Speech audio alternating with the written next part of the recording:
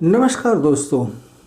भगवान श्री कृष्ण का अवतार द्वापर के अंत में हुआ था और उसी समय कौरव तथा पांडवों में महाभारत का भीषण युद्ध भी।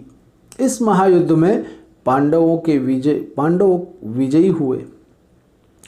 युद्ध समाप्त होने पर महाराज युधिष्ठिर ने 3 अश्वमेघ यज्ञ किए, किंतु उस पर भी उनके हृदय का शोक नहीं मिटा और भगवान श्री कृष्ण भी जब अपने लोक को पधार गए तब तो उन्होंने भी परम वैराग्य युक्त होकर अभिमन्यु के पुत्र राजकुमार परीक्षित को राज्य सौंप दिया तथा वे चारों भाइयों और द्रौपदी को साथ लेकर महाप्रस्थान के लिए विदा हो गए। एक बार राजा परीक्षित शिकार खेलने के लिए किसी जंगल में अकेले जा पहुँचे। वे चलते चलते थक गए और प्यास से व्याकुल हो उठे। उन्होंने एक ऋषि को कुछ दूर पर बैठे हुए देखा और उनके पास जाकर जल की प्रार्थना की। मुनि ध्यान मग्न थे, अतः उन्होंने कुछ भी नहीं सुना। राजा परीक्षित को यह देखकर क्रोध आ गया। उन्होंने सोचा, इस मुनि ने मुझे बैठने के लिए तृण का भी आसन नहीं दिया और न कुछ प्रिय भाषण ही किया। एक तो राजा गर्मी, भूख, प्यास आदि से व्याकुल थे, दूसरे उनके स्वर्ण मुकुट में कली का निवास था। इससे उनकी बुद्धि विवेक शून्य हो गई। इस समय उनकी दृष्टि एक मरे हुए सर्प पर पड़ी। कली प्रभावित और क्रोध से वशीभूत राजा ने उस सर्प को अपने धनुष के अग्रभाग से उठा लिया और लौटकर उसे ध्यानमग्न ऋषि के गले में डाल दिया। ऋषि के गले में सर्प डालकर राजा चले गए, किंतु जब राजा के इस अपराध का पता ऋषि के प्रतापी पुत्र श्रृंगी को मालूम हुआ तब उसके क्रोध की सीमा ना रही। उसने झट जल का आचमन करके राजा को शाप दे दिया कि मेरे पिता के गले में मरा हुआ सर्प डालने वाले और इस प्रकार लोक मर्यादा का उल्लंघन करने वाले उस कुलांगार परीक्षित को आज के 7वें दिन तक्षक सर्प डस लेगा।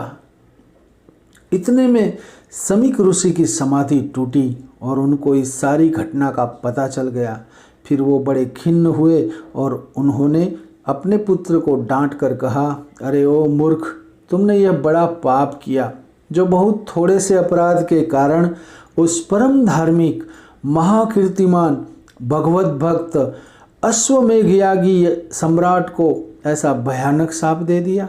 और व्यथित मन से उन्होंने अपने शिष्य के द्वारा शाप का सारा वृतांत राजा के पास भी भिजवा दिया। शाप का पता लगने पर वे अपने कुकृत्य पर अत्यंत पश्चाताप और शोक करने लगे। उनका मन संसार से विरक्त हो गया। परलोक के संपूर्ण भोगों से भी उनका मन हट गया।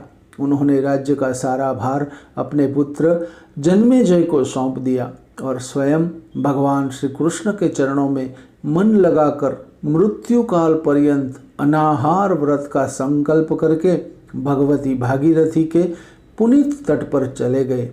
यह हाल सुनकर वहाँ अनेक ब्रह्मर्षि, देवर्षि, राजर्षि और ऋषि मुनि पहुँच गए तथा सबने राजा के साथ सहानुभूति दिखलाई।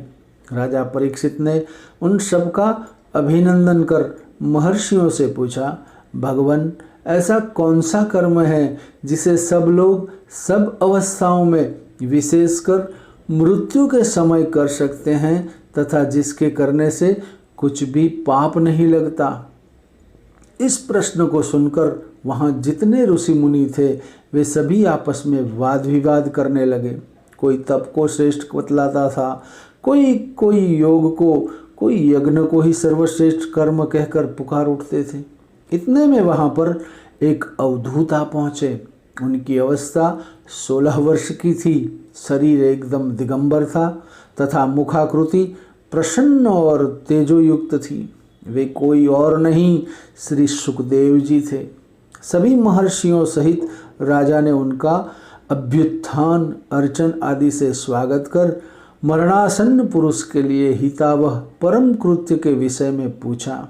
राजा के द्वारा प्रश्न किए जाने के उपरांत उन्होंने कहा, राजन, मोक्ष की इच्छा रखने वाले पुरुष को सर्वात्मा भगवान श्री हरि का नाम संकीर्तन करना चाहिए, उनके गुणों का प्रभाव और उनकी कथा सुननी चाहिए तथा उनका स्मरण करना चाहिए। श्रीमद् भागवत में भी यही बताया है, तस्माद् भारत सर्वात्मा भगवान हरिश्वरः श्रोतव्यः कीर्तितव्यश्च स्मर्तव्यश्चेच्छता भयम्।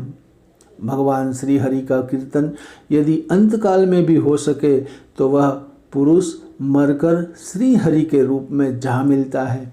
राजा खटवांग की कथा तुम्हें मालूम ही होगी। वह 2 घड़ी में ही संपूर्ण विषयों को त्याग करके मुक्त हो गया।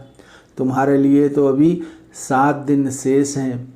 पहली बात यह कि तुम मृत्यु का भय छोड़ दो, उसके बाद इस शरीर और शरीर के सभी संबंधी जैसे स्त्री पुत्र आदि की ममता रूपी रस्सी को वैराग्य रूपी शस्त्र से छिन्न भिन्न कर दो और एकांत में बैठकर मन को भगवत स्वरूप में लगा दो।